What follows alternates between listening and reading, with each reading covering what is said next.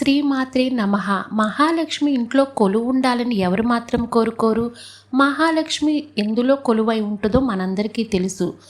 పసుపు, కుంకుమ, ధనం, ధాన్యం, ఆరోగ్యం, సంతోషం, సౌభాగ్యం, సంతానం ఇవన్నీ కూడా మహాలక్ష్మి స్వరూపాలే.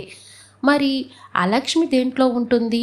ఈ అలక్ష్మిని మన ఇంటి నుంచి ఎలా పంపించాలి అన్నది మనం తెలుసుకుందాం. అలక్ష్మి మన ఇంట్లో ఎంగిలి పాత్రలను ఉంచటం, అలాగే నిన్నటి ఆహారాన్ని, పాచిపోయిన ఆహారాన్ని ఉంచటం, అలాగే కుళ్ళిన వాటితో చేసి ఆ ఆహారాన్ని ఉంచటం, ఇటువంటి చెడిపోయిన ఆహారాలని ఇంట్లో ఎప్పటికప్పుడు లేకుండా చూసుకోవాలి. ఇంకొక విషయం ఏమిటంటే, అతి వేడిగా అతి చల్లగా ఉన్న ఆహారాలను స్వీకరించకూడదు. ఇటువంటి ఆహారాలు మనిషిలోని తమోగుణాన్ని, రజోగుణాన్ని ప్రేరేపిస్తాయి. దీనివల్ల మనిషి బుద్ధి చెడిపోయి తప్పులు చేయడం జరుగుతుంది.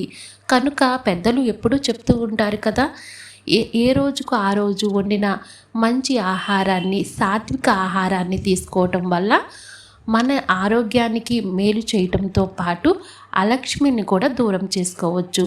సో ఫ్రెండ్స్, మీ ఇంట్లో ఉన్న ఫ్రిడ్జ్ను ఎప్పటికప్పుడు అందులో ఉన్న ఆ పనికి రాని ఆహారాన్ని పడేసి క్లీన్గా శుభ్రంగా ఉంచండి.